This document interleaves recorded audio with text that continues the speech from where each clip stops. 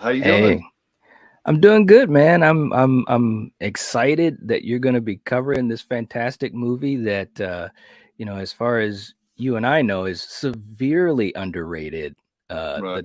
tall man is severely underrated, and yeah, it's always good to have some spotlight on this.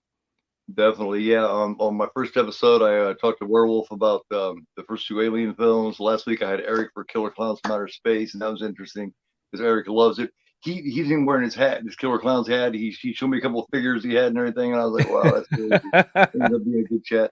And Y- Phantasm. The reason I wanted to talk to you about Phantasm is Eric reminded me a few weeks back of how you described Phantasm to him, and I thought it was so interesting. You mhm. had, and I remember you describing it like this. You described it as like a fever dream, and I thought that was so profound, man. I thought that was so cool. Why a fever dream? Well, the thing about Phantasm, and to this day, it's still a movie that is so unique and creative.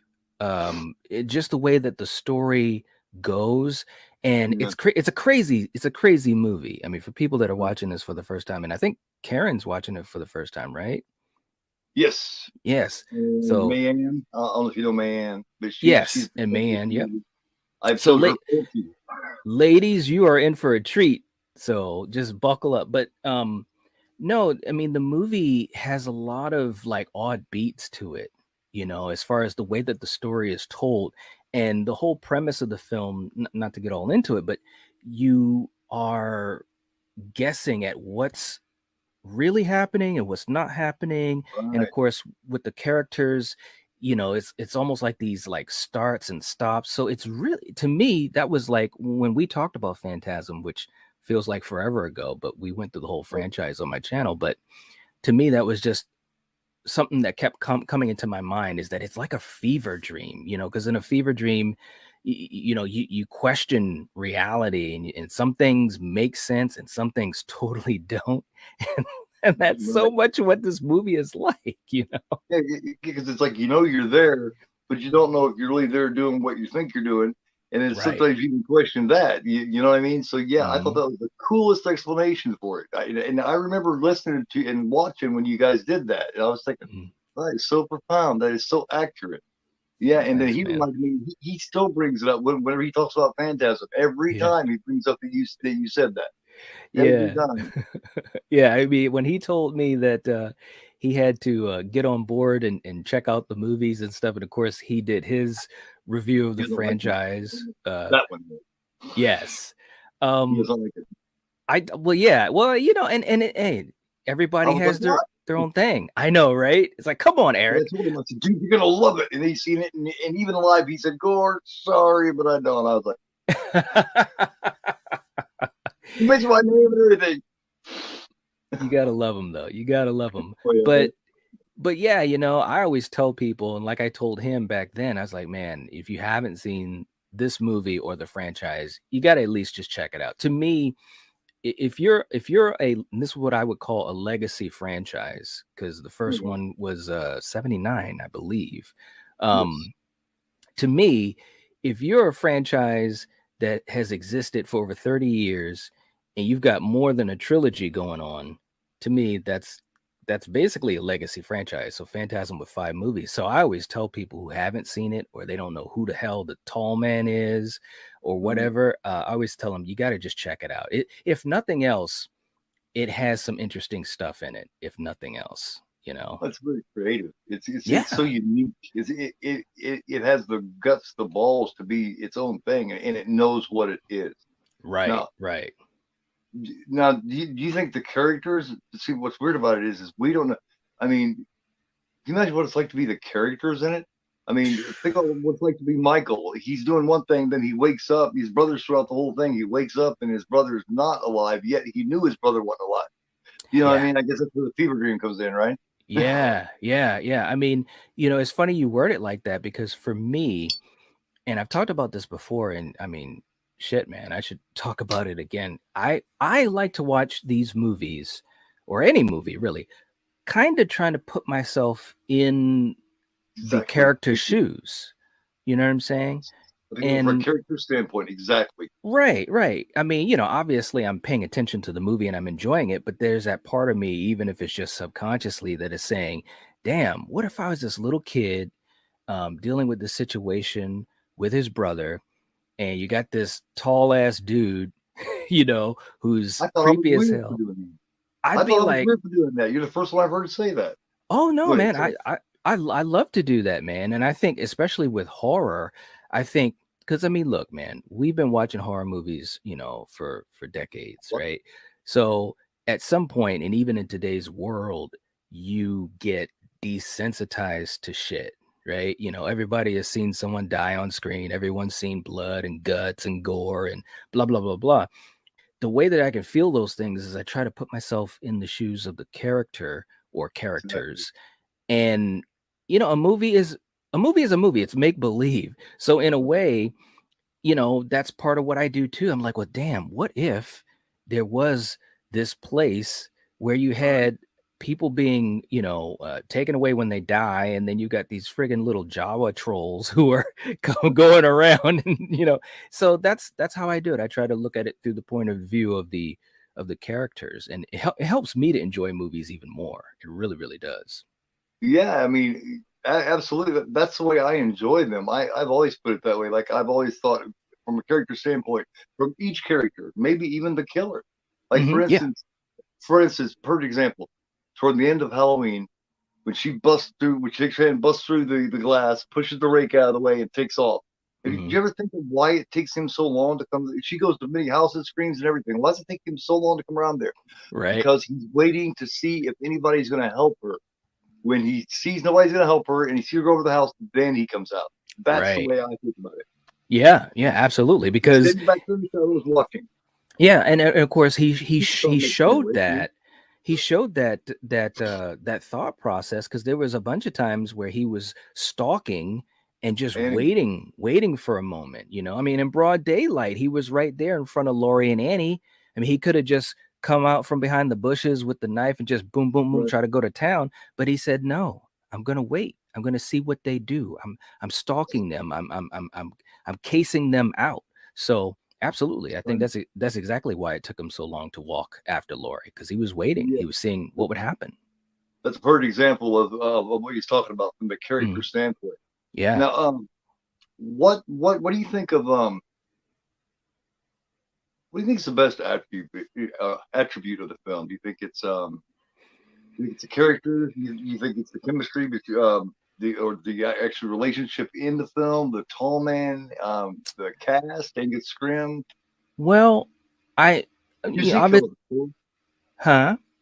music, the score. I mean, there's so many cool Oh things. yeah. Oh man, the music is amazing. Well, you know, I think the easy answer is to say a combination of most of all of that you mentioned. But if I was to point out one thing, like when I think of Phantasm, the thing that always comes, like even right now while we're recording this thing, the Uh, movie is kind of playing in my head, and I'm uh, kind of getting excited because I'm like, I want to watch this movie. I mean, I just watched it like geez, I think we did a watch of it like four months ago, whatever. And I'm, you know, I watch it very often.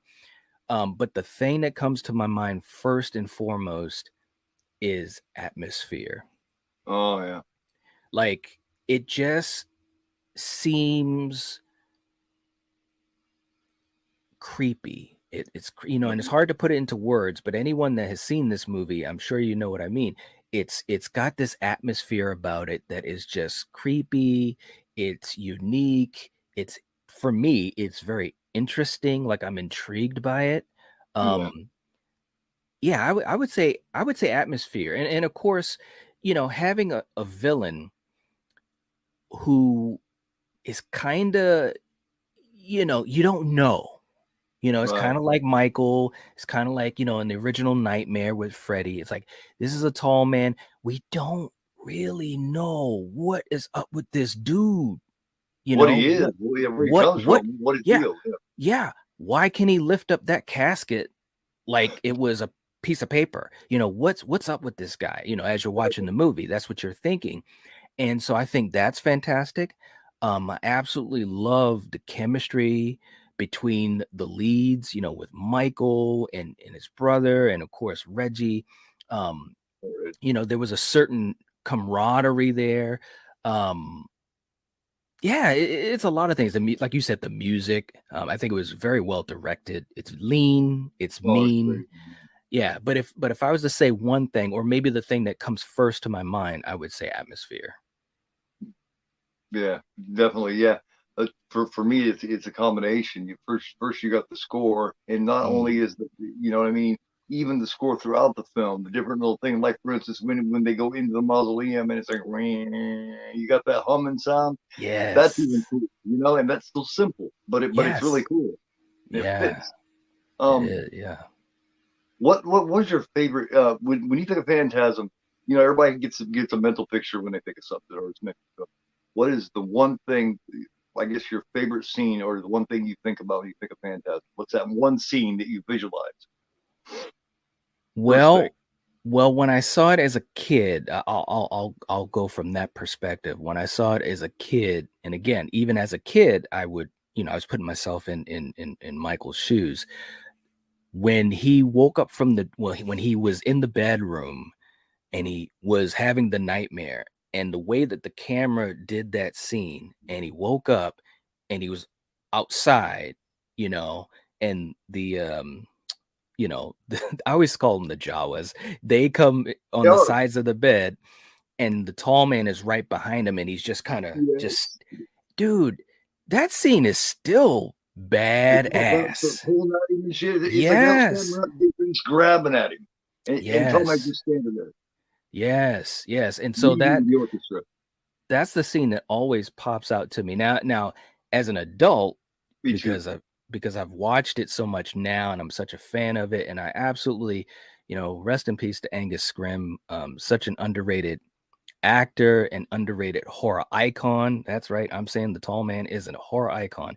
But Absolutely. of course, now as an adult, and I have fun with it. Now, the one thing that always pops into my mind, and he used to kind of make fun of it too, Angus Scrim did, is boy. You know, I just love it. I just love It's it. like when you're making something like that, you don't think, okay, we're doing this and this is going to become iconic, or this is going to Right. become a catchphrase. You don't think that. The best ones just happen, Right. you know, Mm-hmm. and the best, and it's the same thing for films, you know. Yep. It's So, true. yeah, I checked out a lot because remember the second video I ever made was about my Phantasm media book, and I gave some facts on it, I and remember that. yeah, and I gave some facts. Yes. So, um, but the first one was Friday the 13th Part Two with the mask, you know, the sack, and then the second one was Sackhead. Phantasm. So it's always been big to me, and I still have never done any kind of watch along or anything on this. It's just one that I've gotten to yet. Yeah, man. Um, um, so you first seen it when you was a kid. How old was you think? You just like real young, or I think I was probably because I kind of overcame my fear of horror movies and got into them. I was around 7 or 8, you know, and Friday 13th was my gateway into it all. And I think I probably caught up to Phantasm. I don't know. I want to say maybe 10, 11, something like that. You know, I was still, you know, at least for me, I was I was still, yeah, you know, pretty young, but I had just seen it in a video store, you know, like so many of those movies back then. And I was just like, well, you know, I'm going to check it out. I was kind of on a mission as a kid to watch horror movies as much as I can. And first of all, the the cover looked really cool, but that name, Phantasm, like yeah, it just really popped. And I was just like, and this may sound silly, but I think for especially us of that generation that did a lot of, you know, going to Blockbuster or video stores or whatever, for me, the cover art of the VHS tape and the name of the movie used to already put in my head ideas or fear or whatever. And strange. yes, when I saw that name Phantasm, I was just like, oh man, that sounds serious. You know, it's kind of like with Poltergeist. I'll never forget when my Yeah, mother brought Poltergeist home, And we were like, what are we going to watch? And she said, we're watching this movie called Poltergeist. I'm like, Poltergeist? What is that? And it just sounded so ominous, right? Same thing with Phantasm. So I think it was like around like 11, something like that, 10 or 11. Yeah, because I'm big on that kind of thing. You know, when I hear something like or with a band name or a movie name or anything, is a lot of what gets me going on it is the name. I hear it first, and it's like Phantasm, Poltergeist, Eternal Sunshine of the Spotless Mind. You know what I mean? I was like, what the hell is that? Right, I gotta see that. I don't care. I gotta see it. You know, it's just like you know, it's to me that's important. Just like you know, just like with a band name, Aerosmith. You know what I mean? It's just really cool. You know, Van Halen. It's like you know, you just got to have that in my opinion. So you think that the Tall Man belongs up there? Where you think top 5, top 6, maybe? Where would you put it? Well, it's funny we're talking about this because I had just done a stream last week where we were kind of talking about the old horror icons, and we want, of course, me and you have talked about this too. You know, when are we going to get, you know, another big horror icon? I mean, we've got art, you know, and we've got some other icon or some other horror characters that are trying to become iconic. But anyways, long story short, for me, if I was to place the Tall Man in a number, he can't top Michael, Freddy, or Jason because that's my trinity, or Leatherface, or even Ghostface. And then you got to talk about Pinhead, and there's some other ones there, but I definitely would say he's in the top 10 for me personally. Oh yeah.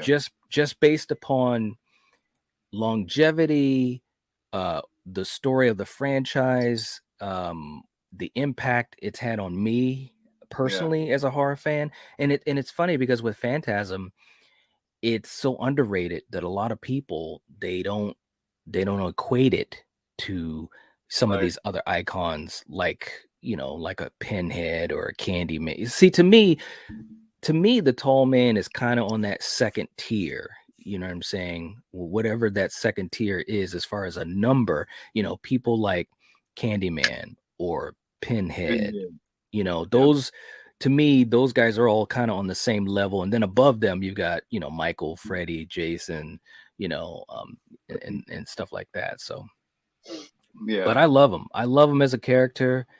I think he's very interesting. He pops, you know, every time Angus Scrim is on the screen in any of these movies, I zoom in, you know, even as a little kid, I was just like, whoa, you know, he has a presence, you know, his voice, the way he moves, and of course, what he can do. You know, he has all the attributes. You know what I mean? He has all of them. Yeah. Not to mention the most unique weapon of any of them, bar none. That's the truth. Oh my God. which were originally known as what they were originally going to call them. I wish they would have kept it. Was the Sentinel. I wish they'd have kept it being that. Yeah, you know, me too. I looked it up and found that out. Something else I said in that video, and at that point, a lot of people didn't know that. You know, and that's the first time that I'd ever heard of it. I was like, that is badass. They should have kept that, man. I know. But yeah, I put him in the top 10 too. Yeah. I'm looking forward to checking it out. I may not even run my mouth as much. I may be checking out the film a lot this particular time around. not get bullshit myself. I always run my mouth, you know. I can't wait. It's like I'm just bursting, just waiting for the person to stop so I can say stuff. Right. I hear you. But thanks a lot, man. I really appreciate you doing this for me. It's just a segment that I decided to throw in.